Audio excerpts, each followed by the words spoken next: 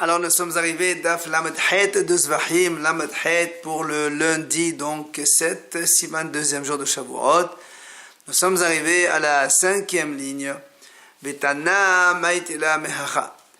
Jusqu'à présent, nous avons appris que selon Beth Hillel, quand on fait une seule aspersion dans le Korban Hatat, c'est valable, alors que Tanakama il a dit qu'il faut 2 minimum.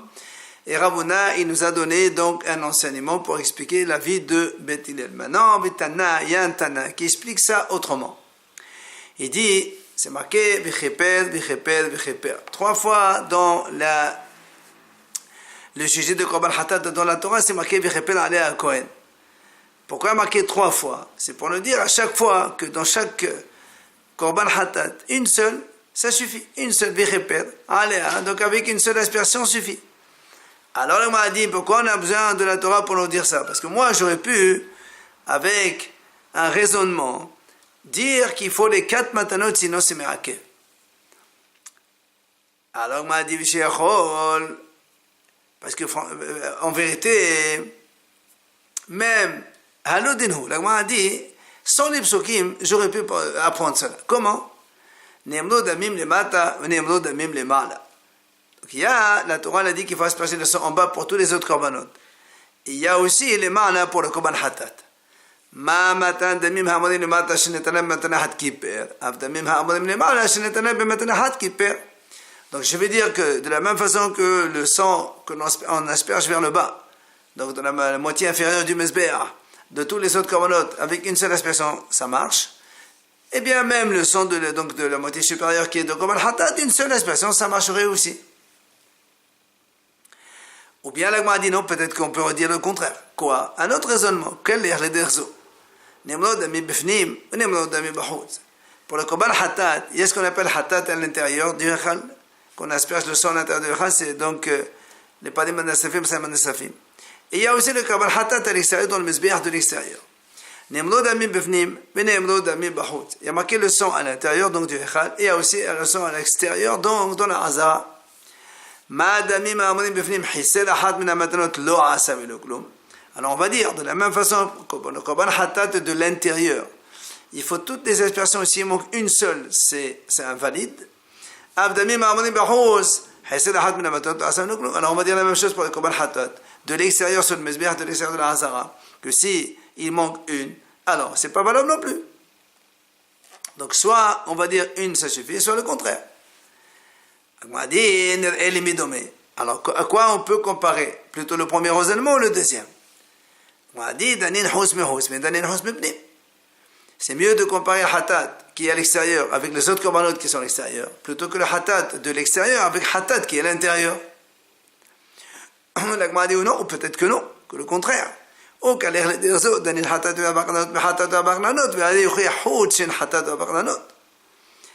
je peux dire non. Il vaut mieux comparer Hatat avec Hatat, puisque dans Hatat il y a marqué Abaklanot, 4 coins, on asperge le sang avec le doigt sur les 4 coins, et dans le Hatat aussi il y a marqué 4 coins. Plutôt que d'apprendre de Hatat, on apprend des autres korbanot dans lesquels il n'y a pas marqué les 4 coins. Donc, si on dit ça, alors les 4 aspersions sont indispensables. De là on apprend, c'est pour ça qu'on a besoin du passage qui dit Vicheper, Vicheper, Vicheper. 3 fois la Torah le répète. Pourquoi? Et la Gemara explique. Vicheper, le premier, Afal Peshonatan de la Shalosh. Normalement, dans le Korban Hatat, il faut mettre 4 aspersions. Viens la Torah dit Vicheper, même si tu mets que 3 aspersions, ça marche. Vicheper, le deuxième, Afal Peshonatan de la Shtai. Même si tu mets que 2 aspersions, ça marche. Et Vicheper, le troisième, Afal Peshonatan de la Hat. Donc, même une seule aspersion, ça marche. Voilà comment le Tana il a expliqué le raisonnement selon Beth Hillel. Pourtant, le mot Vicheper là-bas, on a besoin pour soi-même. C'est-à-dire pour nous dire que grâce à ça, le Korban, il est donc le propriétaire de l'animal qui a amené le Korban Hatat, c'est comme ça qu'il est pardonné. Qu'est-ce que tu fais des drachotes alors que c'est indispensable pour expliquer le sens même du mot du Korban? Rava Barada, il vient Rava Barada et dit Marie m'a déjà expliqué ça. Comment? Il dit comme là-bas il y a marqué Vinislah. Si tu dis c'est pour pardonner la faute, pourquoi tu répètes kippur nisla? Donc l'islah, c'est pour le pardon de la faute, et vichepel, on l'utilise pour notre raisonnement. Et donc, on arrive à l'enseignement de Beth Hillel qu'avec une seule expression, ça suffit. Viens l'Agma dit, et pourquoi on ne pourrait pas dire d'une autre façon? Comment? Vichepel, afal pishon natan shalosh semana vehat lemata. Vichepel, afal pishon natan shtem lemata shtem lemata. Nous on sait que l'aspersion du sang de Korban Hatat se fait dans la moitié supérieure du Mezbeach. Alors on pourrait faire un raisonnement aussi comme ça. On va dire, donc normalement il faut faire les 4 aspersions en haut. Le premier repère c'est pour dire que si tu as fait que 3 en haut et 1 en bas, ça marche. Le deuxième c'est pour dire que si tu n'as fait que 2 en haut et 2 en bas, ça marche. Et le troisième c'est pour dire que même si tu n'as fait aucune en haut mais tous en bas, ça marcherait. Amal Abada Ben Israël Rivière Abada Ben dit non, c'est pas possible de dire cela. Pourquoi? Pourtant la Torah dit c'est les coins de Mezbeach, ils sont au-dessus, ils sont en bas. Alors il lui dit, alors, les vatlons, si la Torah me dit c'est pas grave, une mitzvah c'est pour faire sur les crânes, sinon c'est pas la peine. Amal Abba, il vient Rabba et dit,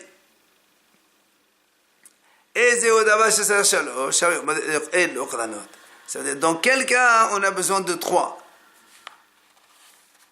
C'est-à-dire, donc il y a marqué 3 fois pour diminuer. C'est donc quand il y a 4 coins et tu diminues. Il te reste une seule aspersion. Là, on a fait comme on a fait nous le raisonnement. Mais si tu me dis, comme on a dit, que si les 4 aspersions tu les fais en bas, ce serait caché. Dans ces cas-là, il fallait marquer 4 fois pas 3 seulement.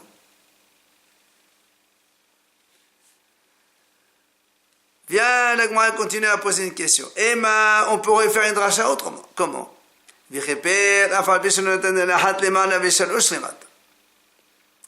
mot vicheper, peut-être qu'il est venu que, pour nous apprendre que même si on a mis une seule aspersion en haut et 3 en bas, ça serait valable. L'Agma a dit non, là. Pourquoi? On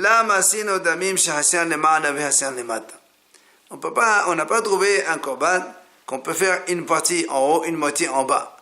Donc, c'est pas possible de dire ça. Donc, tu es obligé de dire que le mot vicheper, c'est uniquement pour, comme on l'a dit, non, minimum une aspersion. Alors, on m'a dit, comment tu dis qu'on n'a pas trouvé moitié en haut, moitié en bas? Pourtant, dans la Mishnah, c'est marqué là-bas dans Yuma.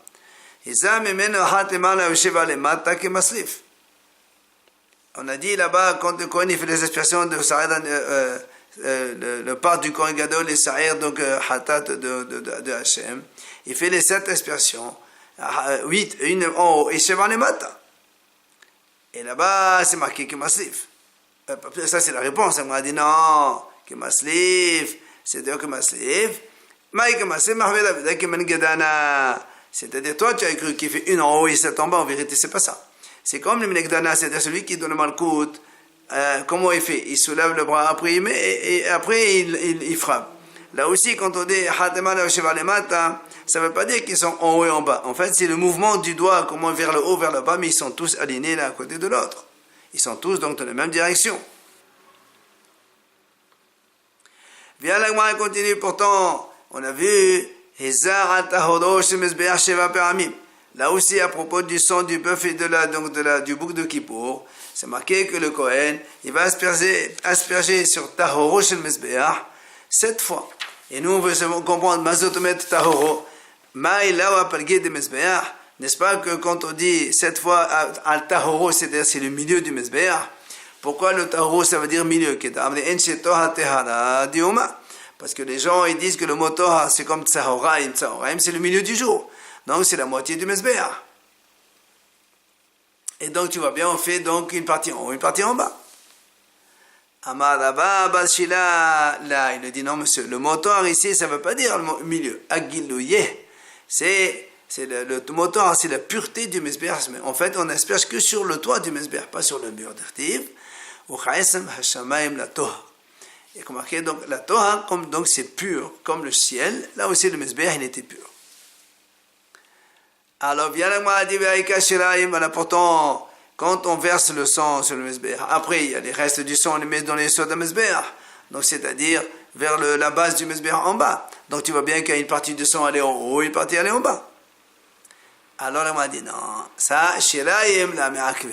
Le fait de déverser les Shiraim, le reste du sang dans les sangs de Mizbeach, c'est pas me'akev. Nous on parle que du sang qui est me'akev, l'aspersion du sang importante. On ne peut pas trouver une partie en haut, une partie en bas. Mais toi tu me parles des Shiraim, Shiraim c'est pas du sang. Alors elle m'a dit, pourtant, elle m'a dit, il y a les shiraim apnimim, c'est-à-dire les restes du sang qu'on a aspergé dans l'intérieur de Hechal. Ceux-là, ils sont me'akvot. C'est-à-dire, tu es obligé de le verser sur le Sodom Mizbeach, sinon c'est invalide de Korban. Donc tu vois bien, il y a une partie en haut, une partie en bas. Hein? Alors il dit, non, c'est pas pareil. Nous, on parle du même endroit. Les hatat pnimiot que tu m'as posé la question. Le sang, effectivement, il est aspergé dans le Mizbeach apnimi. Mais après le shiraim, ils sont jetés dans le Mizbeach HaHetzon. Donc je ne peux pas dire moitié en bas, c'est deux Mizbeachot différents. Et nous on parle du même Mizbeach, une partie en haut, une partie en bas, on ne trouve pas ça. Tania, Rabbi Eliezer ben Yaakov Omer. Rabbi Eliezer ben Yaakov dit, Beit Shammai omrim shte matanot shebahatat, ve'achad shepol bechol hazebachim, matirot umfagilot. Selon Beit Shammai, quand on a fait les deux aspersions dans le Korban Hatat et une aspersion dans les autres Korbanot, ça autorise le Korban, c'est-à-dire ça termine, ça valide le Korban. Et du coup, Umfagilot, si ces deux-là, il les a fait avec Mahashev et Husizmano, ça devient plus cool. Mais Beit Hillel, ils disent, Omrim, Ahad Sheba Hatat, Ahad Sheba Hazbahim, Matet Umfagil. Selon Beit Hillel, évidemment, comme ils ont dit une aspersion, c'est ça qui est Me'akev.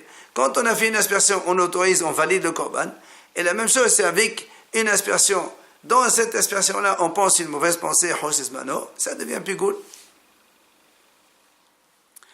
Ah, l'agma dit, matriv la bouchaya, si tu me dis comme ça, si tu me dis que selon Beit Shammai, ce pigoul, c'est uniquement après deux aspersions. Et selon Beit Hillel, le pigoul avec une seule aspersion. Donc on est mahmir selon Beit Shammai et Beit Hillel. Et Beit Shammai, ils sont plus miril. Donc il fallait citer cette mahlokot parmi les mahlokot donc exceptionnels, dans lesquels Beit Shammai ils sont mahmirim, ils sont sévères, et Beit Hillel ils sont cool. Amal et Rava, il vient Rava, il lui répond, il dit non, c'est pas du tout la même chose. Pourquoi? Qui etchil les hetera etchil. La question quand elle a été posée dans le Beit Midrash, elle a été posée pour l'autorisation. Ça veut dire le haram il a posé comme ça. Si quelqu'un, il a donc le Kohen, il a aspergé une seule fois. Et après, le sang, il s'est renversé. Est-ce qu'on peut manger le korban, oui ou non? Beit Shammai, ils ont dit non, c'est pas soul. Parce qu'une seule aspersion, c'est pas valable. Donc, c'est là, ils sont mahmir. Alors que Beit Hillel, ils ont dit c'est motard. Donc, c'est pour le hétéra du korban. Beit Shammai, ils sont mahmir. Amar Rabbi Yochanan. Il dit Rabbi Yochanan, Shalosh matanot shebahataot, enan baot balayla, ou baot le'achar mita, ou hama'ali mehen bahus hayab. Donc Beit Shammai, Rabbi Yochanan, il dit comme ça. Les trois aspersions, donc les trois dernières aspersions du Korban Hatat, puisque selon Beit Hillel, une seule aspersion minimale, elle est valable. Donc les trois autres maintenant, on croirait que c'est donc secondaire, que ça sert à rien. Il te dit non, malgré tout, on ne peut pas les mettre le soir. Le sang doit l'asperger dans la journée. Deuxièmement, nous on sait que Korban Hatat, Metobe Alea, Telech, Lamout. Alors ici, vu qu'il a fait une aspersion, le Korban Hatat il est déjà fini. Même si le propriétaire il meurt, on peut continuer à faire les aspersions, c'est pas un problème.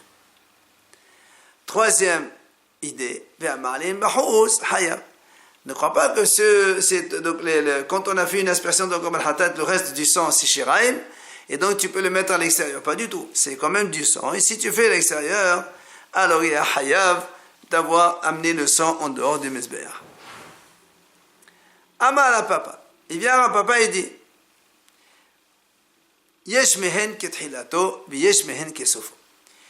En fait, certaines données, on va dire comme ça, elles sont comme thilato, c'est-à-dire la première aspersion du Korban Hatat, qui est donc du vrai sang. Yesh mehen kesofo. Et dans d'autres données, ils sont comme la fin, le reste, donc, ces trois aspersions donc, qui nous restent dans le Korban Hatat, Dans certains cas, on leur donne le statut de première aspiration. Et dans d'autres situations, on leur donne le statut de donc, les restes du sang et donc elles n'ont pas d'importance. C'est quoi? Premièrement,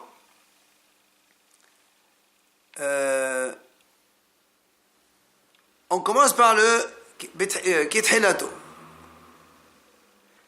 D'abord, hout, c'est-à-dire le fait de mettre le sang, donc ces trois expressions à l'extérieur. Laïla, de les mettre la nuit.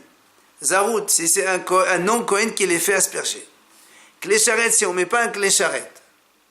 Keren, si on ne les met pas dans la corne. Ve'etzba, et on ne les fait pas avec le doigt. Kibous, si ça se gicle sur le vêtement, il faut laver le vêtement. Veshiraim, et donc le reste du sang. Dinam, kithlatan, c'est-à-dire c'est comme la première expression. Tout ça, c'est des impératifs comme la première expression. Par contre, mita, si le propriétaire il meurt, ou la sharia, ça veut dire que ces trois aspersions n'autorisent pas la viande d'être consommée puisque la première aspersion, déjà, elle a tout fait. Mais la mifagla, il n'y a plus de pigoule puisque le premier, elle a été fait avec, et c'est la première aspersion qui est importante, elle a été faite convenablement.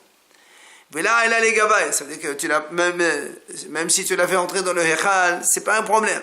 Qu'est-ce que comme le shirai adam qui n'ont pas d'importance.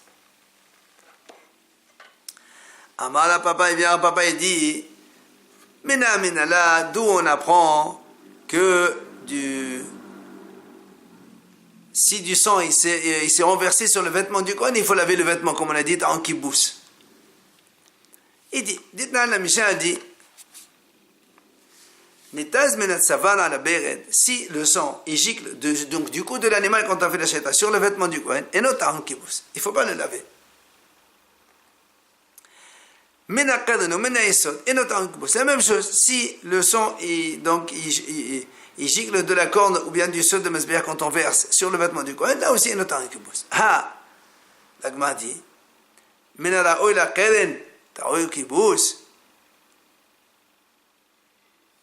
Mais ce qui va être apte à être aspergé sur le keren, ta'on kibous.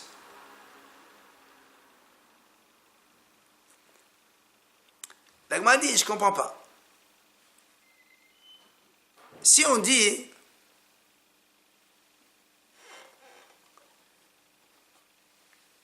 si le sang il gicle de craire, de la corne ou du yisod de Mesbéa, il ne faut pas laver le vêtement. Alors nous on dit du ha menala ou la keren, mais c'est ce qui va venir sur le keren. Il faut laver les vêtements. Donc si le sang qu'on va asperger sur la corne, et avant de l'asperger, il a giclé sur le vêtement du Kohen Gadol, il est en kibous. Bien la Gemara dit, si tu dis comme ça, mena yisod, il est en kibous. Donc si on a dit, donc si le sang il gicle du yisod, donc la base du Mesbéa, et notamment en kibous, si le sang il gicle de là-bas, on n'a pas besoin de laver le vêtement parce que c'est pas du sang important. Alors tu vas me dire, mais celui qui va venir donc être aspergé, donc les shiraim du sang qu'on va mettre sur la base du mesbéar, donc c'est terminé. Il faut laver le vêtement, impossible. Pourquoi? Le passage qui dit, quand on va asperger, mais là c'est déjà aspergé, et donc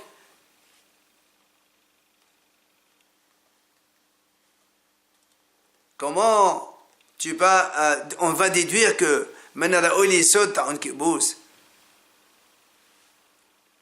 alors vient la dire, elle répond, il dit, il n'y a pas de question. C'est l'auteur de notre Mishnah, c'est Rabbi Nehemia. Qu'est-ce qu'il a dit? Lui,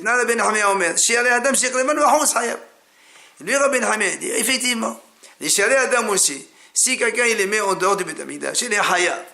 Donc il leur donne statut comme le dame qu'on va offrir. Alors c'est pour ça que le kibous aussi, c'est la même chose. C'est-à-dire que le sang qui va aller dans le Yisod, il est aussi important. Alors, et il est en kibous qui est aussi gicle sur les vêtements du Kohen. Alors il m'a dit, pas du tout. Et moi, déjà, m'a dit, Rabbi Nehemia anen ha'ala'a, mais dit, il muftadim. Anen kibous me shamateh. Il m'a dit, Rabbi Nehemia, quand il a dit, hiqizban bahous, c'est-à-dire que tu mets le sang à l'extérieur, il a dit ça, c'est hayav. Parce que c'est comme les Evarim Ufdarim, c'est-à-dire les membres du Korban, si on les met dehors, c'est Hayav. Mais pour les kibbutz, il n'a jamais dit que ce sang-là, il a de l'importance autant de laver les vêtements pour du sang pareil.